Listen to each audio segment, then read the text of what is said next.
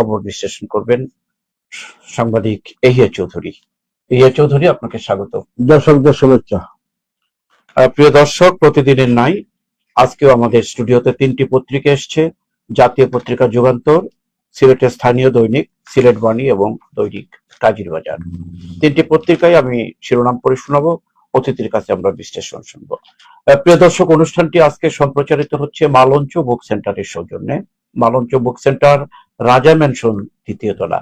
তাদের কিছু বৈশিষ্ট্য আছে যে অনেক অনুবাদ বই, দুষ্প্রাপ্য বইগুলো সেখানে পাওয়া যায়। আপনাদের যে পুরাতন বই, দুষ্প্রাপ্য বই, অনুবাদের বই পেতে মালঞ্চ বুক সেন্টারের সাথে যোগাযোগ করুন। প্রিয় দর্শক, প্রতিদিনের আজকেও অনুষ্ঠানটি পরিকল্পনা করেছেন শেখ নুরুল ইসলাম।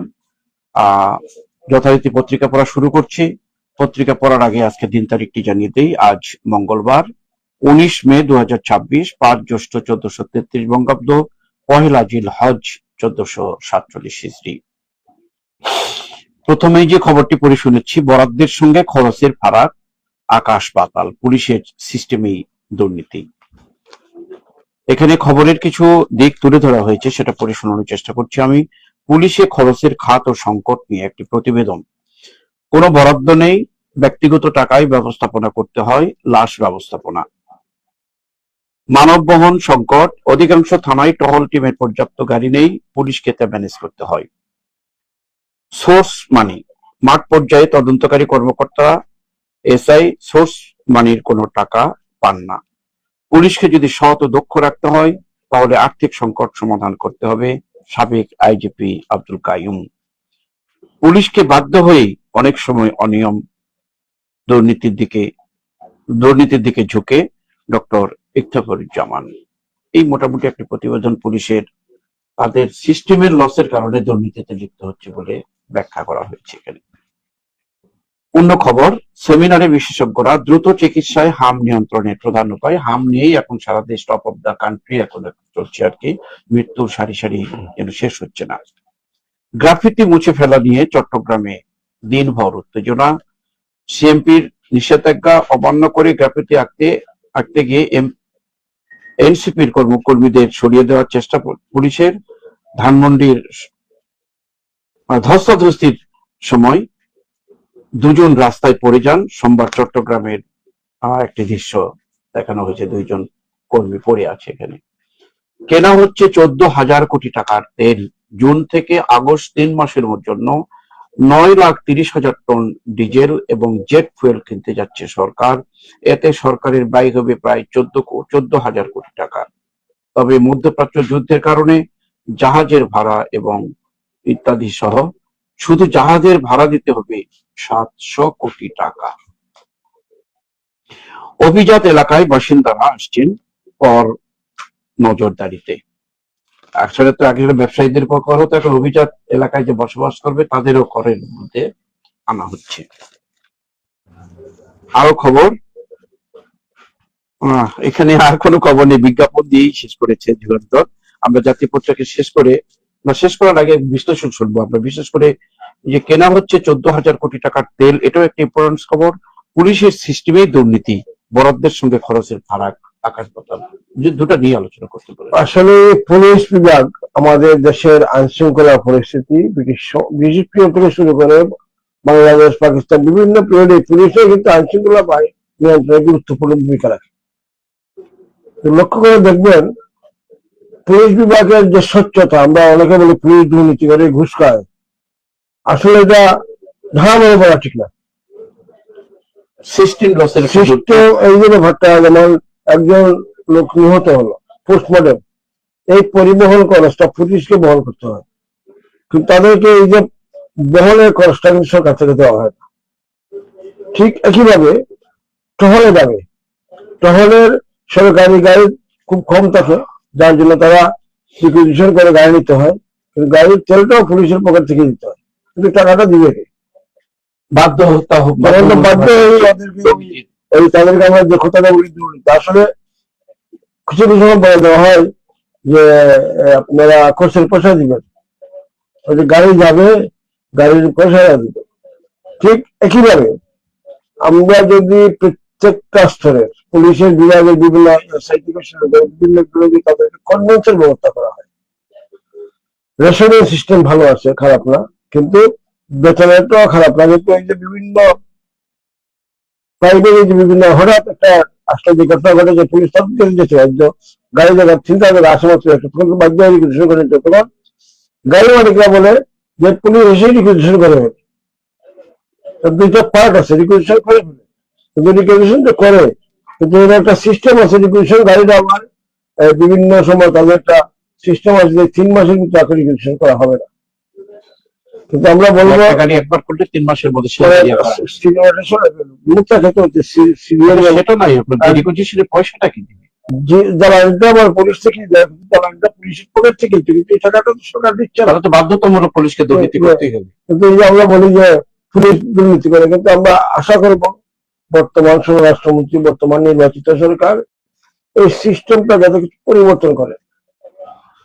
জিআইডিতে বিভাগীয় পর্যায়ে ডিআইজি আছেন, মেট্রো পুলিশ কমিশনার আছেন, ওনারা যদি প্রস্তাব করেন, প্রস্তাব করতে মাঠ থেকে পুলিশ বিভাগে তুমি মিটিং করার সুযোগ নাই, কিন্তু মাঠ থেকে প্রস্তাব করতে হবে যে এইগুলো হলে ভালো হয়। তখন হয়তো স্বরাষ্ট্র মন্ত্রণালয় মাননীয় প্রধানমন্ত্রীর সঙ্গে আলাপ আলোচনা ভিত্তিতে সিস্টেম করতে পারে। যেমন প্রত্যন্ত অঞ্চলে পুলিশকে অনেক কষ্ট করে যেতে হয়, কারণ খরচ খুব বেশি। শহর এলাকায় হয়তো গাড়ি পাওয়া যাবে, প্রত্যন্ত সম্ভব হয় না। এবং আমরা ধরা পুলিশ আইন শৃঙ্খলা করতে পারছে না। এই জন্য আমাদের পুলিশ, গ্রাম পুলিশ আছে, আবার পুলিশিং কমিটিও আছে, আইন শৃঙ্খলা পুলিশিং কমিটি আছে, কিন্তু তহবিল করা যায়, স্পেশাল তহবিল স্বরাষ্ট্রমন্ত্রীর মাধ্যমে পুলিশের বিভিন্ন কাজে সহযোগিতা করা যায়, স্পেশাল তহবিল করা যায়, ফাউন্ডেশন নামে বা তহবিল করা যায়। এখানে ওই জন্য পত্রিকায় একটি খবরটি পুলিশকে সহযোগিতা করার জন্য আলাদা ফাউন্ডেশন করতে পারে স্বরাষ্ট্রমন্ত্রী।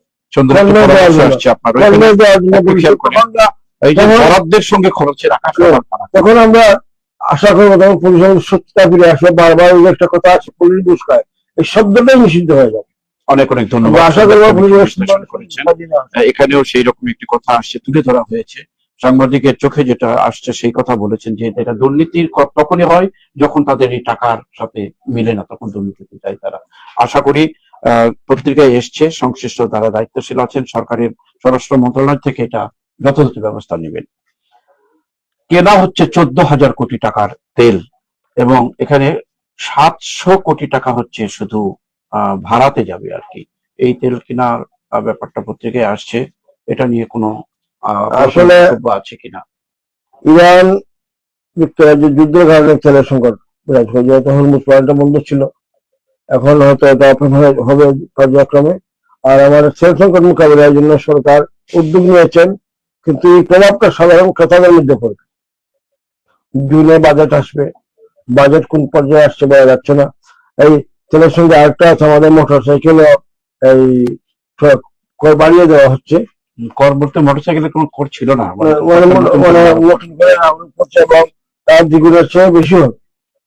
তেলের যে ব্যাপারটা, তেল সংকট কাটিয়ে আমদানি করা হচ্ছে, কিন্তু স্বচ্ছতা যাতে থাকে, সুষম বন্টন। তেল আসছে ঠিকই, কিন্তু দেখা যাবে সিন্ডিকেটের মাধ্যমে কয়েকটা কোম্পানি পাবে, কোনো কোম্পানি পাবে না। আমরা আশা করবো স্বচ্ছতার ভিত্তিতে যে বিভাগে যতটুকু প্রয়োজন অভাবে তেলটা বন্টন করা যাতে না হয়। তখন আমরা সবাই আমরা আশাবাদী নতুন সরকার এসছে, তেলের এই ক্রাইসিস মোকাবেলায় যেন অন্যভাবে আবার কিনাতে যায় যদি প্রভাব না পড়ে, সে স্বচ্ছতা থাকুক এই প্রত্যাশা রেখে, জাতীয় পত্রিকা রেখে আমরা স্থানীয় পত্রিকা দেখে আসছি। প্রথমে নিচ্ছি সিলেট বাণী। সিলেট বাণী, সংসদে কার্যকর ভূমিকা রাখতে নারী এমপিদের প্রস্তুত হওয়ার নির্দেশ প্রধানমন্ত্রীর। সিলেটের খবর এখন। সুনামগঞ্জে হাওরের জল থেকে উঠছে গ্যাস। জাদুকাটা নদীতে ভেঙে পড়লো নির্মাণাধীন সেতুর 5 গার্ডার। সেতুর দৃশ্য সহ ছবিটি এসছে, পত্রিকায় খবরটি এসছে। সিলেটে হামের উপসর্গে 2 শিশুর মৃত্যু। সৌদি আরবে হবিগঞ্জের জেলা পরিষদের প্রশাসক আটক। কাগজপত্রের কোনো গরমিল রাখার কারণে আটক করা হয়েছে এবং সরকারের নিয়ন্ত্রণে আছে সেই দেশের। ছাতকে তরুণীকে দলবদ্ধ ধর্ষণ, 3 জনের যাবজ্জীবন। 2021 সালের একটি ঘটনা। যারা জড়িত ছিল তাদের 3 জনের যাবজ্জীবন হয়েছে এবং অর্থদণ্ড সহ সেটা হয়েছে। নগর ভবনে প্রস্তুতি সভায় সিসি প্রশাসক 8 ঘন্টার মধ্যে কোরবানির বর্জ্য অপসারণ করতে হবে। আসলে করতে হবে না, আমরা করব, এই কথাটা দেখলে আমার মনে হয় জনগণ আরো একটু উৎসাহিত হতো। এই ছিল না, আরেকটি খবর আছে, খুলতে পারে পাথর কোয়ারি, কানাইঘাটের লোভাছড়া পাথর কোয়ারি পরিদর্শনে বিশেষজ্ঞ কমিটির সদস্যরা। আসছি পরবর্তী পাতায়, অর্থাৎ শেষ পৃষ্ঠায় পত্রিকার। শিক্ষক কল্যাণ পরিষদের সংবাদ সম্মেলন, মসজিদ ভিত্তিক শিক্ষা প্রকল্প রাজস্ব খাতে নেয়ার দাবি। কাতারে চলতি বছর 2 লাখের বেশি কর্মী পাঠানোর আশা প্রবাসী কল্যাণ মন্ত্রীর। অত্যন্ত আশাব্যঞ্জক খবর। সিলেটে এফআইভিডিপির উদ্বুদ্ধকরণ সভায় সিসি প্রশাসক, দুর্যোগ ঝুঁকি মোকাবেলায় বেসরকারি সংস্থার সক্রিয় অংশগ্রহণ জরুরি। দুবাইয়ে দুর্ঘটনায় গোলাপগঞ্জের একজনের মৃত্যু, করুণ সংবাদ দেখুন। আসলে দুবাইয়ে কনস্ট্রাকশনে কাজ করতে যে ক্রেন ভেঙে পড়ে মৃত্যুবরণ করেছে এখন টকবুগে এক যুবক। কোম্পানিগঞ্জে ইফটিজিং এর প্রতিবাদে শিক্ষার্থীদের মানববন্ধন। এই নামটা মোটামুটি কিন্তু মুছে গেছিল, আবার নতুন করে শুরু হলো কিনা আবার। ইফটিজিং কয়েক বছর আগে কিন্তু দারুণ ভাবে পত্রিকায় আসলো, এটা অনেকদিন পরে ধরনের একটি খবর আসলো। সিলেটের সীমান্তে পৃথক অভিযানে প্রায় 2 কোটি টাকার পণ্য জব্দ। এই ছিল মোটামুটি আজকে সিলেটের পাঁচমিশালি খবর। আপনি এটা জাদুকাটা নদীতে ভেঙে পড়লো নির্মাণাধীন সেতুর 5 গার্ডার। আসলে এই যে সেতুর ব্যাপারটা, সুনামগঞ্জ জেলার বিভিন্ন উপজেলায় বড় বড় সেতু হয়েছে। নিউজে যা দেখলাম, মৌমিতা কোম্পানি নামে একটা টেন্ডার পেয়েছিল, ওদের দুর্নীতির কারণে 3 বছর পূর্বে ওরা পালিয়ে গেছে। স্থানীয় চেয়ারম্যান সাহেব বক্তব্য অনুসারে আমরা দেখলাম যে যেভাবে এই মেটেরিয়াল ব্যবহার করার কথা ছিল ব্যবহার না করার কারণে ঘটনা ঘটেছে। আবার পরবর্তী অন্য একটা সংস্থাকে যখন কাজ দেওয়া হলো, ওরা সেই ত্রুটিপূর্ণ ভাবে কাজ করার জন্য এই গার্ডার দশে করেছে। প্রবল বর্ষণ সহ পাহাড়ি দলে এই যে খুঁটিটা উপরে গ্রানারের নিচে যে খুঁটিটা পড়াশোনা হয়েছে তখন পেকে পড়েছে।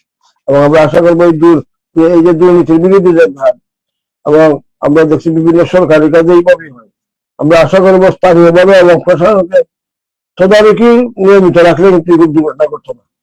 এটা তো শুধু ভেঙে পড়েছে, এখন তো আরো দুর্ঘটনা।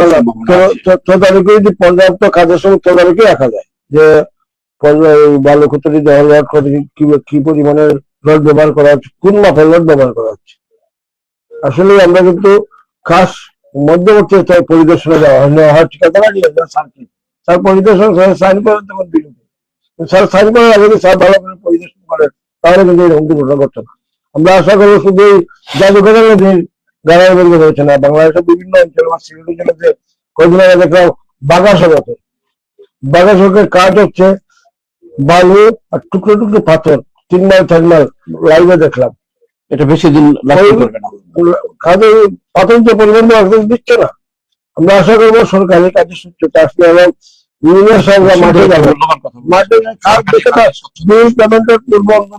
মাঠে দেখবেন যে আমার কাজটা হয়েছে কিনা।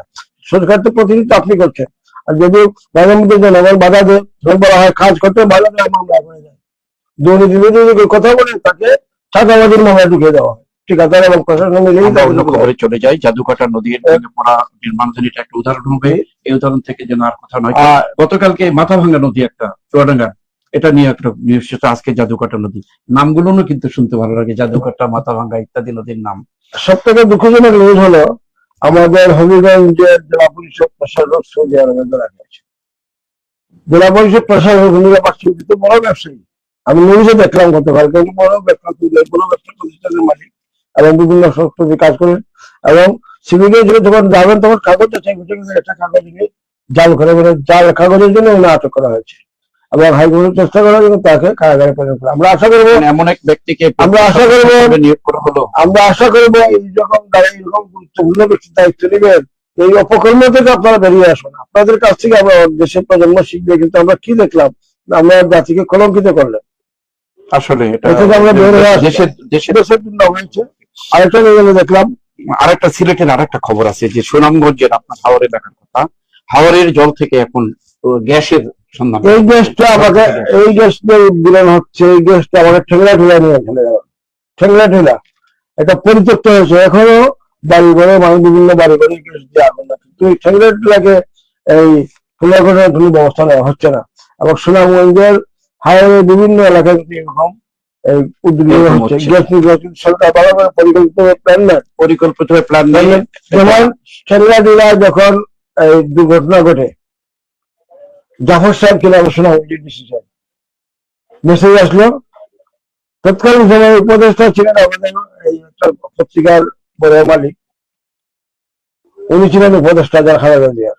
ওই সময় থেকে বিস্ফোরণ ঘটে এবং এলাকায় ইত্তেফাকের মধ্যে ছিল না। আচ্ছা, গুজব ছিল যে যেহেতু ঠেকরা যদি গ্যাস উঠে যাতে সব বাড়ি থেকে নিয়ে আসবে, নিরাও সহযোগিতার ভিত্তিক ঠেকরাটাকে ধ্বংস করা হয়।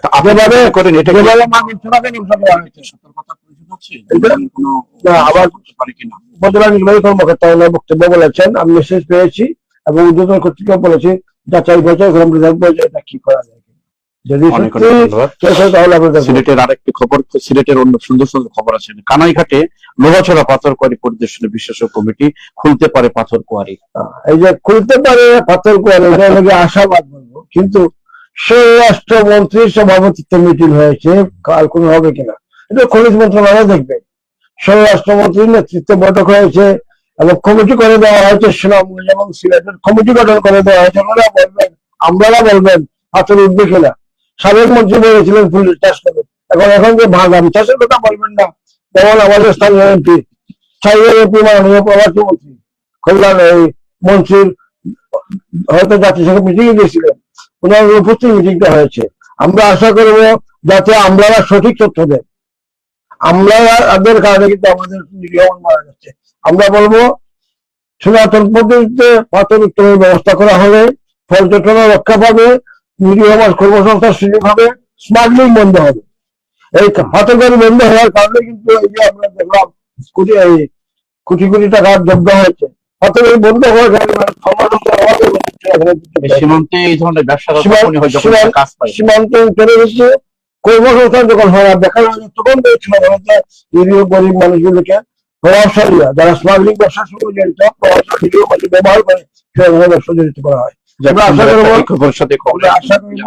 আমরা আশা করবো সুন্দর একটা প্রতিবেদন দিলেন আমাদের এই কমিটি, দুটি কমিটি সুনামগঞ্জ সিলেটে হয়েছে এবং সনাতন পথে পাথর উত্তর হবে আশায় বুক পেতে আসেন আমাদের সুনামগঞ্জ এবং সিলেটের এই কোয়ারি অঞ্চলের মানুষ, তাদের কর্মসংস্থান হোক সেই প্রত্যাশা ব্যক্ত। আর পাশাপাশি একটা খবর আমি পড়ার সময় বলেছি, নতুন করে আবার ইফ টিচিং এর খবর। নতুন বলতে খবর পুরাতন, এটা আগে প্রায় এটা আমরা পত্রিকায় গত সপ্তাহে একটা শিক্ষার্থীদের দেখছি রাস্তায় ছাত্রীকে একটা ক্রেডার থাপ্পড় দিচ্ছে, এই ভাইরাল হয়েছে ফেসবুকে দেখলাম, কোন অঞ্চলে দেখলাম। ঠিক আশা করবো এই ব্যাপারে স্থানীয়ভাবে আমরা যদি সচেতন হই, স্কুল টাইমে যেমন 10টা স্কুল ক্লাস আরম্ভ হয় 9:30 দিকে চলে যায়, এই 2টা টাইমে যদি আমরা স্থানীয়ভাবে স্কুলের আশেপাশে দোকানদার বা এই সচেতন থাকেন তখন এই ঘটনা ঘটবে না। এবং এই জন্য যারা ইফটিজিং করে তাদের পরিবারের সদস্য ওই গার্জেনরা ওদেরকে নজরদারি করছে না কেন? আমরা আশা করবো সম্মিলিত উদ্বিগ্ন হলে এই কাজ থেকে আমি দর্শকদের বলতে, প্রিয় দর্শক, অনেকদিন পর খবরটা আবার পত্রিকায় এসছে। আসলে এই ইফটিজিং নামক খবরটি আমরা মোটা হারিয়ে ফেলেছিলাম, নতুন করে আসলো কোম্পানিগঞ্জে, আর যেন নতুন করে কোম্পানিগঞ্জের নামটা ওখানেই যেন শেষ হয়, আরো কোনো এলাকার মধ্যে যেন এই ধরনের খবরটা না হয়, সেই জন্য আইন শৃঙ্খলা বাহিনী ব্যবস্থা নেবেন এবং অভিভাবক আপনারা কলকলিয়া ইউনিয়নে একটি নবম শ্রেণীর ছাত্রীকে অপহরণ করা হচ্ছে 1 সপ্তাহে, এখনো পুলিশ প্রশাসন কোনো উদ্যোগ নিচ্ছে না। এখন দেখলাম ফেসবুকে এসে পত্রিকা নিউজ আছে। আজকে একটা ভালো খবর আসছে, সেটা ছাত্রকে তরুণীদের দলবদ্ধ ধর্ষণ ছিল। 21 সালে 3 জনের যাবজ্জীবন কারাদণ্ড অর্থদণ্ড বন্ধ হয়েছে। এই ধরনের কিন্তু কিছু দৃষ্টান্ত যখনই হবে তখনই কিন্তু প্রথমে পুলিশ বলে যাও হসপিটালে যাও, কিন্তু যদি এই ঘটনা করা থাকে কিন্তু অনেক এই নষ্ট হয়ে যায়। আলামত নষ্ট হয়ে যাবে। আলামত নষ্ট হয়ে যাবে, আমরা দেখবো তারা যখন একটা ব্যক্তি অভিযোগ নিয়ে যাবে সঙ্গে সঙ্গে নোট করবে, নোট করে তারপর হসপিটালে পাঠাবে, হসপিটালে নোট আসবে না হয় এই দীর্ঘসূত্রিতার কারণে কিন্তু অনেকে সাজা থেকে মুক্ত পায়। তাছাড়া এই যে 3 বছর পর আর 21-22 দর্শন মামলার আইনেরও একটা সংশোধন দরকার। উকিল সাহেব যখন প্রশ্ন শুরু করেন আদালতে, মাঝে মধ্যে আমরা লক্ষ্য করি যে তখন বাধ্য হয়ে তখন উত্তর অসুবিধা খারাপ, তখন এইভাবে যে আমরা আইনজীবী থেকে অনুরোধ করবো এইসব মামলার ব্যাপারে আপনার সতর্কতার সহিত এই সময় আইনি সহযোগিতা তাদেরকে না দেওয়া উচিত আমরা মনে করি। সহযোগিতা করানো হলো, কিন্তু প্রশ্ন উত্তর পর্ব যেটা হয় এমন ভাবে প্রশ্ন করা হয় যে না জালে করা হয়, এটা আসামিদেরকে বাঁচানোর জন্য চেষ্টা হয়, ওই জন্য অপরাধীর পক্ষে চলে যায় অনেক কিছু প্রশ্ন। অনেক অনেক ধন্যবাদ। আমাদের সময় স্বল্পতায় যেখানে আরেকটি পত্রিকা বাকি আছে আমাদের, দৈনিক কাজীর বাজার। কাজীর বাজার পত্রিকায় এই খবরটি কোনো পত্রিকায় আসেনি, এখানে এসছে। সংসদে কার্যকর ভূমিকা রাখতে নারী এমপিদের প্রস্তুত হওয়ার নির্দেশ প্রধানমন্ত্রীর। 28 মে পবিত্র ঈদুল আজহা। স্থানীয় নির্বাচনে দলীয় প্রতীক থাকছে না সিইসি। ভূমিসভা মেলা 2026 সিলেট 3 দিন ব্যাপী মেলা শুরু আজ। উদ্বোধন করলেন প্রধানমন্ত্রী। কাজীর বাজার ডেস্কে প্রধানমন্ত্রী তারেক রহমান আজ মঙ্গলবার রাজধানীর তেজগাঁওয়ে ভূমি ভবনে ভূমিসেবা মেলা 2026 উদ্বোধন করবেন। 8 বছরে শেষ হয়নি নির্মাণ কাজ, ঝড়ে ভেঙে পড়লো নির্মাণাধীন জাদুকাটা সেতু 5 গার্ডার। এটা অন্য পত্রিকায় ব্যাখ্যাও করেছেন আপনি। 8 ঘন্টার মধ্যে কোরবানির বর্জ্য অপসারণ করতে হবে। আমি পড়ার সময় তো এখানে বলেছিলাম যে আমরা করব, এইভাবে সিসি মেয়র প্রতিজ্ঞা নিক, আমাদের জন্য সুবিধা হবে সেটা। ছাত্রকে তরুণী ধর্ষণের দায়ে 3 জনের যাবজ্জীবন, এটাও আমরা অন্য পত্রিকায় পড়েছি। মত বিনিময় সভায় অ্যাডিশনাল আইজি দেলোয়ার হোসেন মহাসড়কে শৃঙ্খলা ও নিরাপত্তা নিশ্চিত করতে সততার সঙ্গে দায়িত্ব পালন করতে হবে। চেঙ্গের খালে অবৈধভাবে বালু উত্তোলনের দায়ে আটক 9।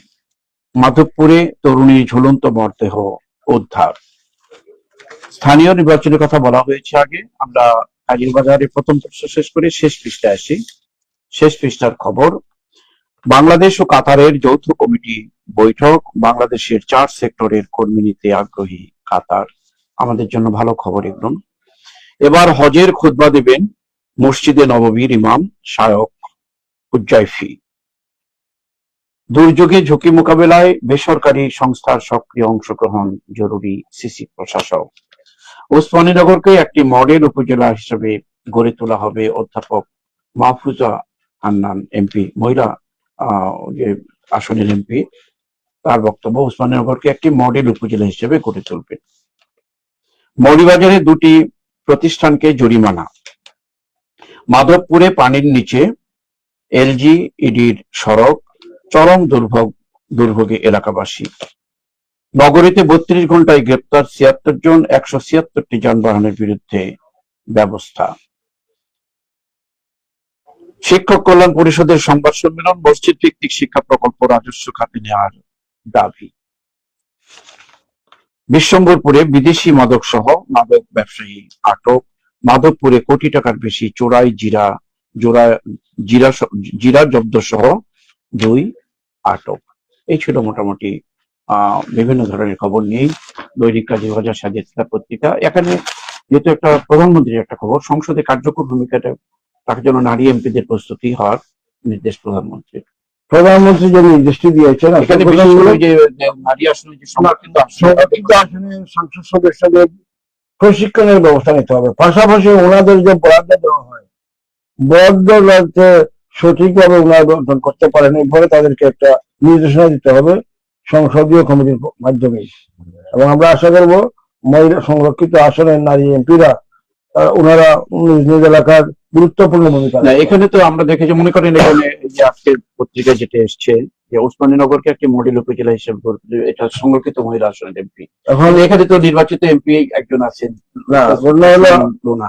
অধ্যাপক মাহফুজা হান্নান এমপির বাড়ি ওই এলাকায়, অধ্যক্ষ হান্নান সাহেবের স্ত্রী। উনি কিন্তু জামাতি কোটায় এমপি হয়েছে, কিন্তু জামাত ছিল বিভাগে একটি আসনও পায় নাই। উনি হয়তো বাড়ি হিসাবে এমপি হিসাবে ওই এলাকায় গিয়েছেন, কিন্তু সংরক্ষিত কোন কোটা জামাতের কোটা পেয়েছেন। বিএনপির কোটা সিলেট অঞ্চলের 2 জন মহিলা সংসদ হয়েছে। আমরা আশা করবো ওনার বক্তব্য পাশাপাশি উনি উদ্যোগ নিয়েছেন, ওনার জন্মস্থান ওই এলাকায় হওয়ায়, ওই এলাকার গৃহবধূ হওয়ায় এই বক্তব্য রেখেছেন এবং স্থানীয় মতবিনিময় উল্লেখ করেছেন। আমরা আশা করবো অন্যান্য মহিলা এমপিরাও ঠিক একইভাবে নিজ নিজ এলাকার নিজ নিজ আসনের মানুষের সঙ্গে মত বিনিময় করে সুন্দর গুরুত্বপূর্ণ ভূমিকা রাখবে। অধ্যাপক মাহবুজা হান্নান যেটা বলেছেন ওসমানী নগরকে একটি মডেল করবো, একটা কথা নিজের এলাকায় যখন যেভাবে হোক এমপি তো নির্বাচিত হয়েছে, ওনার এলাকার তো সংরক্ষিত আসনে এমপি আছেন, এমপিদের কানেক্টিভিটি আছে, স্বাভাবিক কারণে এখানে খাস হওয়ার যে এলাকায় যেই নির্বাচিত হোক না দুইজন এমপি, ডবল এমপি। আমার ঘরে পররাষ্ট্র উপদেষ্টা ওই এলাকার, হুমায়ুন কবির সাহেব ওই সমন্বয় হয়ে কাজটা হোক। সিলেট 2 আসনটা খুব শক্তিশালী অবস্থানে আছে। হ্যাঁ, পররাষ্ট্র উপদেষ্টা 2 জন এমপি, মহিলা সংরক্ষিত মহিলা একজন নির্বাচিত একজন ওই এলাকার বাসিন্দা। উপকৃত হবে যদি 3 জনের আমরা আশা করবো সেই সাবেক এমএলএ আসনে শক্তিশালী উন্নয়নটা আরো শক্তিশালী হবে, সেই আশাবাদ আমরা ব্যক্ত করি। দেশের জন্য একটা ভালো খবর, এখানে বাংলাদেশের 4টি সেক্টরে কর্মী নিতে আগ্রহী কাতার। আমাদের প্রবাসী মন্ত্রী, কর্মসংস্থান প্রবাসী মন্ত্রী আরিফুল হক চৌধুরীকে অভিনন্দন জানাবো দেশবাসীর পক্ষ থেকে এবং সিলেটবাসীর পক্ষ থেকে। উনি গুরুত্বপূর্ণ একটা ভূমিকা রাখছেন এবং আমরা আশা করব উনি শপথ নেওয়ার পরপরই, মন্ত্রী হওয়ার পরপরই বিমানবন্দরে যুক্তরাষ্ট্র এবং ইরানের যুদ্ধকাণ্ডে ঘটনা ঘটেছিল সিলেট ঢাকা বিমানবন্দরে, সেই যুদ্ধে সমাধান করেছিলেন এবং আমরা আসলেই বলতে পারি musical man mister Ariful Haque Chowdhury গুরুত্বপূর্ণ এবং আরো বিভিন্ন বিশ্বের বিভিন্ন দেশে আলোচনা নেওয়ার ব্যবস্থা করবেন, সে আশাবাদ ব্যক্ত করতে পারি। আমরা শেষ করতে যাই, সময় এক মিনিট শেষ করে বলবো। বলেছেন মহাসড়কের নিরাপত্তা, এই যে ঈদ আসলে কিন্তু অনেক ঘটনা ঘটে। আমরা আশা করব ঝুঁকিপূর্ণ এলাকায় যেসব এলাকায় দুর্ঘটনা খুব বেশি ঘটে এখানে স্পেশাল পুলিশ নিয়োগ করা উচিত। হাইওয়ে পুলিশ, ওই যেসব এলাকায় বেশি দুর্ঘটনা ঘটে ওইসব এলাকায় পর্যাপ্ত নিরাপত্তা বিভাগের পুলিশ বিভাগ বা অন্যান্য বিভাগের নিয়োগ করা উচিত, যাতে সুষ্ঠুভাবে নিজ নিজ এলাকায় পুলিশ যখন শনাক্ত করেছেন। এবং আমি একটা পড়ার সময় সিসিক মেয়রের কথা বলছিলাম, সততার সঙ্গে দায়িত্ব পালন করতে হবে না বলে আমরা করব, এই কথাটা জোর দিয়ে বলুক আমাদের আইন শৃঙ্খলা বাহিনী যারা আছেন, তাহলে এটা কিন্তু যথার্থ হবে না। আসলে তো শপথ জানি আমরা সরকারি কর্মকর্তা যারা শপথ নেন, কিন্তু যখন নেতার মতো বক্তব্য দেন, আমি নির্যাতনের শিকার হয়েছিলাম, এইসব নেতা নেতিবাচক কথাবার্তা আইন শৃঙ্খলা বলতে কোনো গুরুত্ব, যেমন সেনাবাহিনী পুলিশ বিভাগ ওদের মিছিল করা ছিল, ওনারা সশস্ত্র বিভাগের মাধ্যমে দাবি জানাতে পারে। আমি আগে বলেছিলাম যে পুলিশ বিভাগের স্বচ্ছতা ফিরিয়ে আনতে হলে ওদের কর্ম দিতে হবে, পরিবহন করে ওদের খন্ডন গুলো বাড়িয়ে দিতে হবে, তখন আমরা স্বচ্ছতা ফিরে আসবো। অনেক অনেক ধন্যবাদ। স্বচ্ছতা ফিরে আসুক সর্বক্ষেত্রে, এই আশা প্রত্যাশা ব্যক্ত করে আজকের অনুষ্ঠানটা এখানে শেষ করতে যাচ্ছি। শেষ করার আগে আবারও আজকে সম্প্রচারে সহযোগিতা করলেন মালঞ্চ বুক সেন্টার, মালঞ্চ বুক সেন্টারকে কৃতজ্ঞতা জানিয়ে এতক্ষণ আমাদের সাথে থাকার জন্য আপনাদের দর্শকের প্রতি কৃতজ্ঞতা ধন্যবাদ জানিয়ে অতিথিকে ধন্যবাদ জানিয়ে অনুষ্ঠান শেষ করছি। আল্লাহ হাফেজ।